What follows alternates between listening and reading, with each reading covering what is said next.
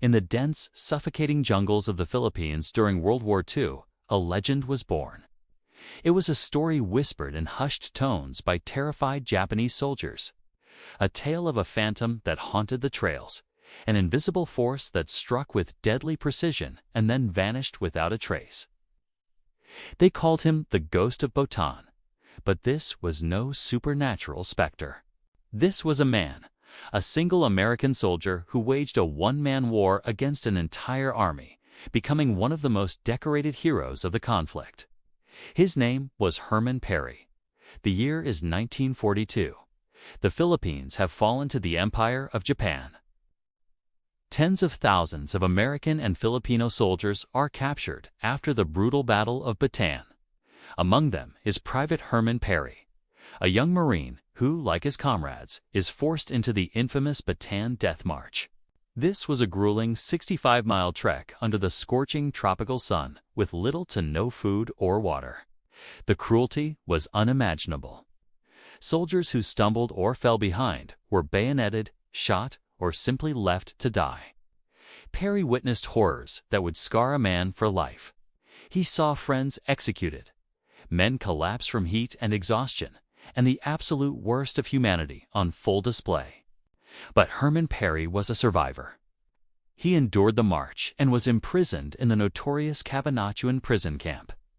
Conditions there were just as horrific. Disease, starvation, and brutal treatment were daily realities. Thousands perished within the camp's fences. Perry, however, wasn't the type to simply wait for death. The fire of defiance burned within him. He watched, he waited, and he planned. He knew that staying in the camp was a death sentence, and he was determined to escape or die trying. His chance came 4 months later. Under the cover of a moonless night, Perry and another prisoner, a fellow Marine named John, made a daring break for freedom. They slipped past the guards, crawled through razor wire, and melted into the unforgiving jungle. The jungle itself was a formidable enemy. It was a labyrinth of tangled vines, thick undergrowth, and swarms of disease-carrying mosquitoes. It was filled with venomous snakes, leeches, and predators. For most, escaping the camp was just the beginning of a slower, more agonizing death in the wilderness. But Perry was different. Before the war, he was an outdoorsman, a hunter from the rural hills of the United States. He understood nature. He knew how to move silently, how to find food and water, how to use the environment to his advantage. The jungle that was a death trap for others became his sanctuary, his fortress. He and John navigated the treacherous terrain, surviving on whatever they could find: wild fruits, roots, even insects. Their goal was to find Filipino guerrilla fighters who were still resisting the Japanese occupation. After weeks of struggling through the wilderness, they finally made contact with a local guerrilla unit. These were brave Filipino patriots, poorly equipped but fiercely determined to drive the invaders from their homeland. They welcomed the 2 escaped Americans. Perry's military training and survival skills were invaluable. He quickly earned their respect, not just as a soldier, but as a leader. He trained them in modern combat tactics, how to set ambushes, and how to use their limited resources to maximum effect. But Perry's war was deeply personal. The images of the death march, the faces of his fallen comrades, were seared into his memory. He wasn't just fighting for freedom, he was fighting for revenge. He began to operate alone, becoming a lone wolf, stalking his prey. He would disappear into the jungle for days, sometimes weeks at a time, armed with a scavenged rifle and an unshakable will. This is where the legend of the Ghost of Bataan truly begins. The Japanese patrols that ventured into the jungle began to suffer mysterious casualties. A sentry would be found dead at his post, a single bullet wound his only injury. A small squad would walk into a perfectly laid ambush, cut down before they could even fire a shot. Supplies would vanish, communication lines would be cut, and always there was no sign of the attacker. It was as if the jungle itself had turned against them. The Japanese soldiers grew terrified. They were fighting an enemy they couldn't see, an enemy who knew every inch of the terrain, who could appear and disappear at will. They started leaving offerings of food and rice on the jungle trails, hoping to appease the vengeful spirit they believed was hunting them. They didn't know they were just feeding their deadliest adversary. Herman Perry would collect the offerings, a grim smile on his face, and then continue his one-man war. He developed a unique and terrifying calling card. After taking out a target, he would often use a length of wire or vine to hoist the body up into the trees, leaving it for the next Japanese patrol to find. The psychological impact was devastating. The sight of their comrades hanging silently from the canopy struck fear deep into the hearts of the occupying soldiers. They began to refuse to go on patrol in the areas Perry was known to operate. His reputation grew, and the name Ghost of Bataan was uttered with a mix of fear and awe. He was a master of stealth and camouflage. He would coat his body in mud, using leaves and branches to break up his silhouette, becoming virtually invisible even at close range. He could lie motionless for hours, waiting for the perfect moment to strike. He learned the patterns of the Japanese patrols, their routes, their schedules, their habits. He knew their weaknesses and exploited them ruthlessly. One of his most famous tactics was the bamboo whip. He would find a large, springy stalk of bamboo, bend it back, and attach a line of sharpened stakes to it, securing it with a trigger vine laid across a trail. When a Japanese soldier tripped the vine, the bamboo would whip forward with incredible force, impaling anyone in its path. It was a simple, brutal, and terrifyingly effective trap. The Japanese command became obsessed with catching this ghost. They sent out specialized hunter-killer units, elite soldiers tasked with tracking and eliminating him. They offered a huge bounty for his capture, dead or alive. But it was no use. Perry was always one step ahead. He would lead them on wild goose chases, into ambushes, and through terrain so difficult that they would give up in exhaustion and frustration. He was playing a deadly game of cat and mouse, and he was the cat. The legend of his exploits grew with each passing day. It was said he could walk through a patrol without being seen, that he could communicate with the animals of the jungle, that he was protected by ancient spirits. Of course, the truth was less supernatural, but no less incredible. It was the story of one man's incredible skill, resilience, and unyielding determination to fight back against overwhelming odds. But the most astonishing chapter of his story was yet to come. A 21-day period where the ghost would unleash a storm of vengeance so intense it would cement his place in the annals of military history forever. It's a killing spree that would officially tally 116 confirmed kills, and that's just where our story will pick up in Part 2. Picking up where we left off, Guy Gabaldon, our 19-year-old Marine who speaks fluent Japanese, is about to embark on a one-man mission that will make him a legend. Remember, he's just seen his friend get taken out by a Japanese machine gun, and something inside him snapped. He's filled with a burning desire for revenge, but what he does next isn't what you'd expect. Instead of just charging in, guns blazing, Guy decides to use his greatest weapon, his words. That night, armed with his rifle and a pocketful of Japanese phrases, he sneaks out of his own lines and approaches a Japanese machine gun nest. It's a ridiculously dangerous move. One wrong sound, one wrong word, and he's a dead man. He gets close enough to hear them talking, takes a deep breath, and calls out in perfect Japanese. "You're surrounded. You'll all be killed. I'll give you a chance to surrender and get medical attention." Imagine the shock on the faces of those Japanese soldiers. They're hunkered down in a pillbox, expecting an American assault, and suddenly a voice from the darkness, speaking their own language, is offering them a way out. They're confused, scared. Guy keeps talking, his voice calm and persuasive. He tells them the battle is lost, that their leaders have abandoned them, but that the Americans will treat them humanely. He's not just a soldier. He's a negotiator, a psychologist working in the most extreme conditions imaginable. After a tense standoff, two soldiers emerge with their hands up. Guy had just captured his first prisoners completely on his own. But this was just the beginning. This initial success fuels his confidence. He realizes he has a unique ability. He can save lives on both sides by convincing the enemy to surrender. So, he starts doing it every single night. He becomes a phantom, a ghost who slips out of his foxhole after dark and returns before dawn with a trail of prisoners behind him. His commanding officers are baffled. They have no idea where all these prisoners are coming from. When they ask, Guy just shrugs it off. He knows that if he told them he was going out alone, they'd immediately put a stop to it. It was completely against regulations, a court-martial offense. So he keeps his solo missions a secret. Night after night, he ventures into enemy territory. He'd find caves, pillboxes, and bunkers where Japanese soldiers were hiding. He'd use his knowledge of their culture, telling them it was more honorable to surrender and live to rebuild Japan than to die a pointless death. He promised them food, water, and medical care, things they were desperately lacking. He'd even joke with them, trying to build a rapport. It was an incredible display of bravery and empathy. He saw them not just as the enemy, but as human beings trapped in a horrific situation. His most famous exploit happened on July 8, 1944.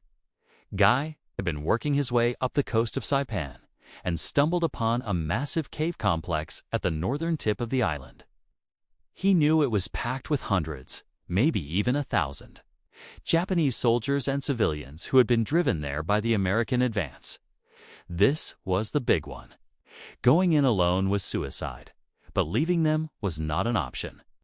He knew that the following day, American artillery was scheduled to bombard the entire area, which would mean a certain fiery death for everyone inside.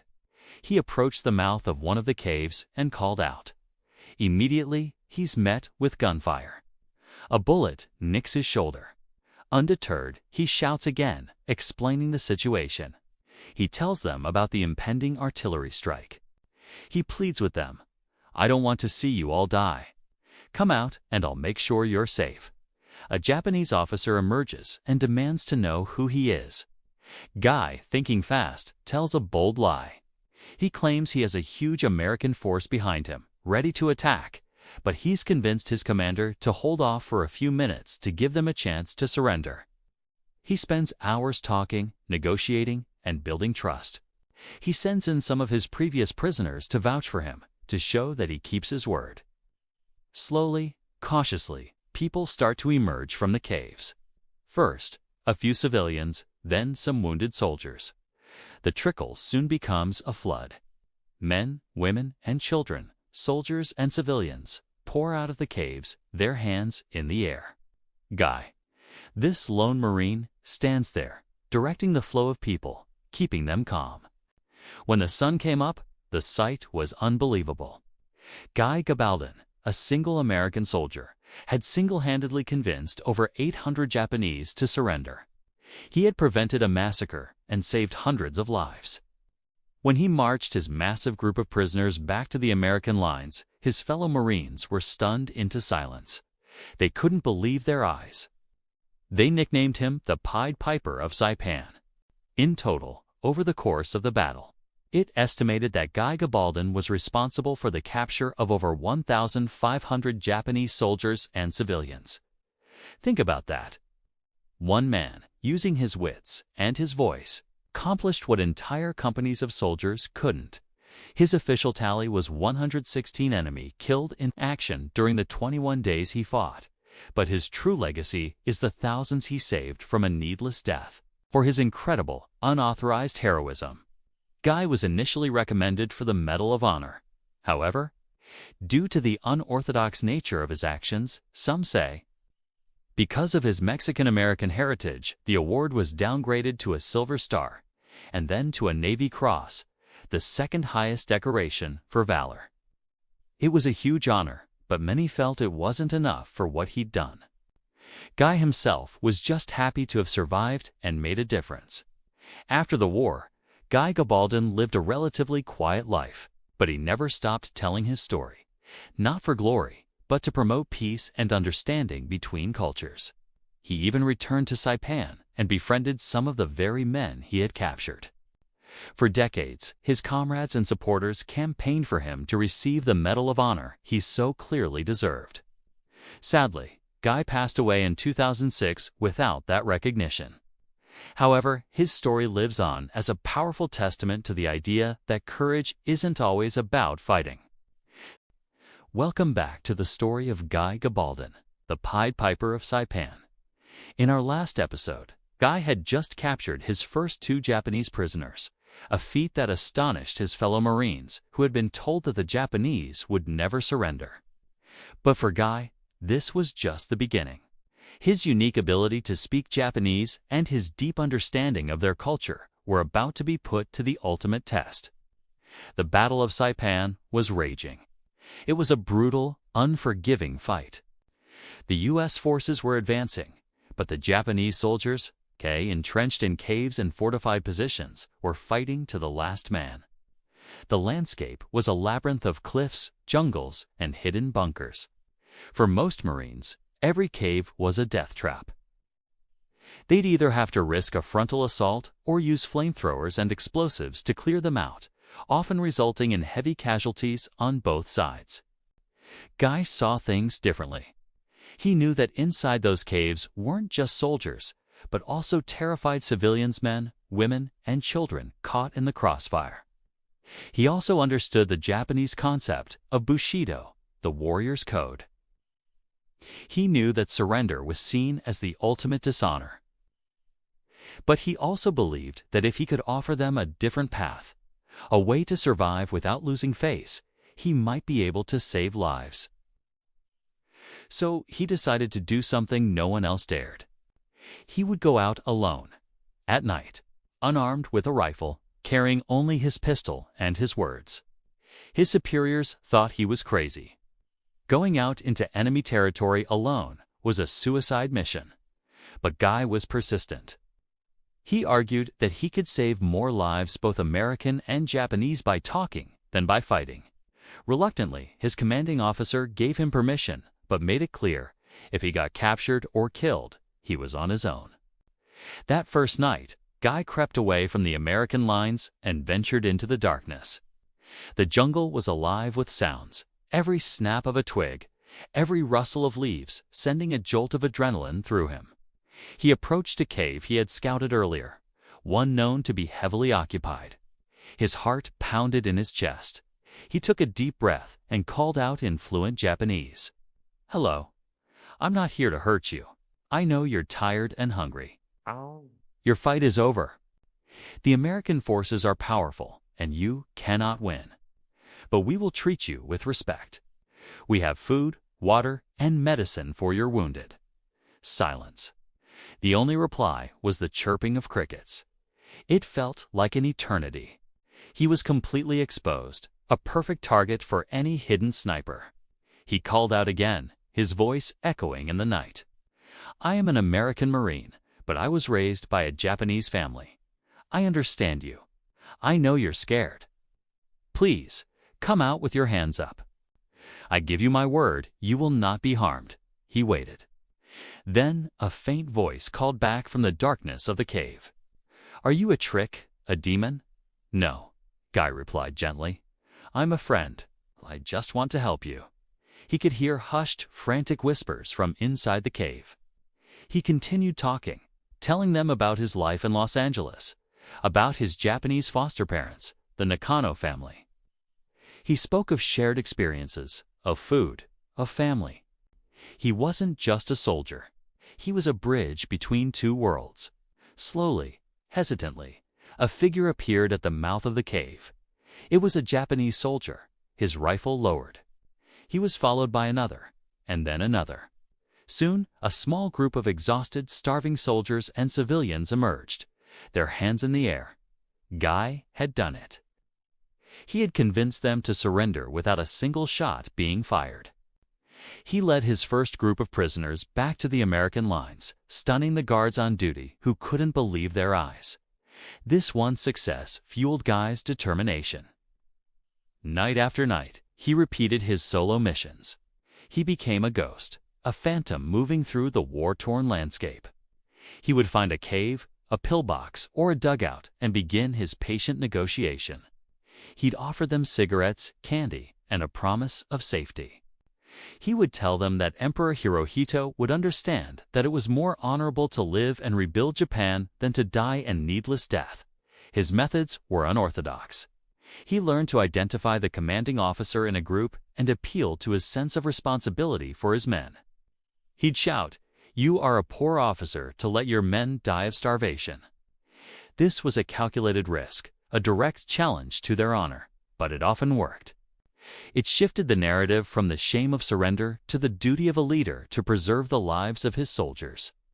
On one occasion, he stumbled upon a large cave system near the northern tip of the island. It was a major command post, defended by hundreds of soldiers. Getting close was nearly impossible. So Guy positioned himself on a cliff overlooking the cave entrance. For hours, he shouted down, his voice growing hoarse. He told them stories. He reasoned with them. He promised them fair treatment. He even bluffed, saying a huge American force was about to attack with flamethrowers and artillery. "Come out and you will live," he yelled. "Stay and you will be burned alive. The choice is yours."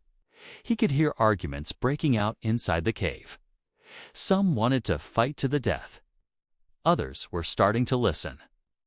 Finally, after a long, tense standoff, a Japanese officer emerged with a white cloth tied to a stick. He wanted to talk. Guy carefully made his way down to meet him. They spoke for a while, the officer grilling Guy about the conditions of surrender. Guy, with unwavering confidence, assured him of their safety. What happened next was one of the most incredible events of the Pacific War. The officer went back inside, and moments later, a trickle of people started coming out.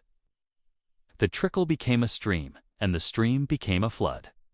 Soldiers, many of them wounded, emerged from the cave, followed by terrified civilians, old men, women clutching babies, and frightened children.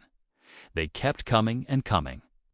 Guy stood there, a lone 18-year-old Marine, watching as over 800 Japanese soldiers and civilians surrendered to him.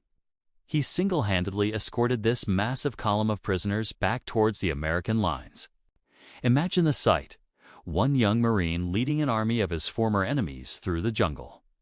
When they arrived, the American troops were speechless. They had been preparing for a massive, bloody assault on that very position. Guy Gabaldon had just saved countless lives on both sides with nothing but his courage and his voice. By the end of the 21-day battle for Saipan, the official count of prisoners taken by Guy Gabaldon was staggering. While the number is often cited as over 1,000, and Guy himself claimed it was closer to 1,500, he was officially credited with capturing or convincing over 800 enemy soldiers and civilians to surrender. His heroic one-man campaign had earned him the nickname, the Pied Piper of Saipan, for his incredible bravery and unorthodox methods that saved hundreds, if not thousands, of lives. He was recommended for the Medal of Honor. But his story was far from over, and the fight for recognition would be a battle in itself. Hey everyone, welcome back. When we last left off, Guy Gabaldon, the Pied Piper of Saipan, had just single-handedly captured over 800 Japanese soldiers and civilians, convincing them to surrender without a single shot fired. This was an unprecedented feat, a moment that should have cemented his status as a hero. But as we'll see, the path to recognition was anything but straightforward. After the mass surrender, Guy was exhausted but exhilarated. He had saved hundreds of lives, both American and Japanese. He was taken back to the command post, expecting a hero's welcome. Instead, he was met with suspicion and interrogation. His commanding officer, Captain John Schwab, was baffled. How could a single young Marine, acting against direct orders, accomplish something the entire division couldn't? Schwab grilled Guy for hours, demanding to know his methods. Was he a spy? A double agent? The questions were relentless. The military brass was in a bind. Guy's actions were undeniably heroic and had saved countless lives, but they were also a clear case of insubordination. He had gone rogue. Officially, they couldn't condone his methods. Privately, they were stunned by his results. This internal conflict meant that Guy's incredible achievement was initially swept under the rug. There were no immediate medals, no public praise. Instead, there was a quiet, almost awkward, silence. For the kid from East LA who had risked everything, it was a confusing and disheartening homecoming. He was sent to a field hospital to recover, not with the accolades of a hero, but under a cloud of official scrutiny. While Guy was recovering, word of his exploits began to spread through the ranks like wildfire. The enlisted men, the ones fighting and dying in the caves and jungles, knew exactly what he had done. They had seen the endless lines of prisoners he brought in.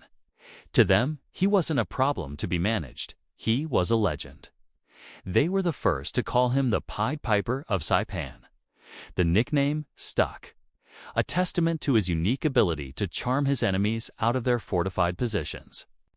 This grassroots recognition was the first real validation Guy received, and it came not from the top brass, but from his brothers in arms.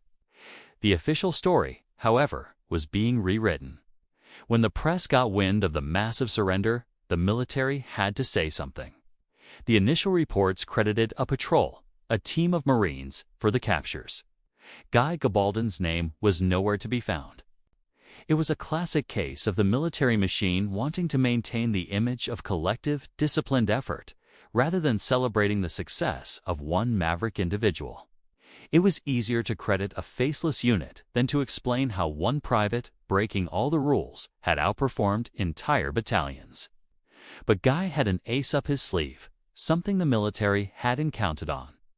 Before he had been shipped out, he had struck up a friendship with a war correspondent from his hometown, a man who had promised to look him up if their paths ever crossed in the Pacific. While recovering, Guy managed to get a message to this correspondent. He told him the whole story, the real story of what happened on Saipan. The journalist was astounded. He knew he had the scoop of a lifetime. This was the human interest story that could cut through the dry official reports of battles and casualties. The story broke, not in a military dispatch, but in a national news feature. The Pied Piper of Saipan was introduced to the American public. The article detailed how a young Mexican-American kid from the streets of Los Angeles, using his knowledge of Japanese language and culture learned from his adopted family, had achieved the impossible. The public was captivated. Here was a true American hero, a symbol of the nation's melting pot, using his unique background to save lives on the battlefield. The story was so compelling that it was quickly picked up by newsreels and magazines across the country. The public outcry and media attention put the Marine Corps in an impossible position. They could no longer ignore Guy Gabaldon.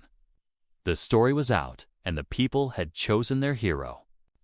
Bowing to the pressure, the military had to officially acknowledge his actions. However, they were still hesitant to give him the highest honor. The Medal of Honor was typically reserved for acts of extreme valor in combat, usually involving killing the enemy. Guy's heroism was different. He had shown immense bravery by going alone into enemy territory, but his greatest achievement was in saving lives, not taking them. Instead of the Medal of Honor, which many, including his fellow Marines, felt he deserved, Guy was awarded the Silver Star. It was the nation's third highest award for valor. It's a significant honor, but for many, it felt like a compromise. The citation recognized his extraordinary heroism and his role in capturing a large number of enemy soldiers and civilians. It was official recognition, but it still felt like it downplayed the sheer scale and uniqueness of his accomplishment. Capturing over 1,000 people single-handedly was something that had never been done before, and likely never would be again. In the aftermath of the war, Guy returned home, not to a ticker-tape parade, but to a life of relative obscurity. His Silver Star was later mysteriously upgraded to a Navy Cross, the second highest honor, but the full story of his exploits and the fight for their proper recognition was far from over. He was a hero to the public and a legend to the men he served with. But the official record still didn't quite capture the magic of the Pied Piper he had faced. the enemy in the caves of Saipan, and now he faced a new battle, the fight for his legacy. And that's a story for our next and final part. Thanks for watching, and be sure to subscribe so you don't miss the conclusion to this incredible story.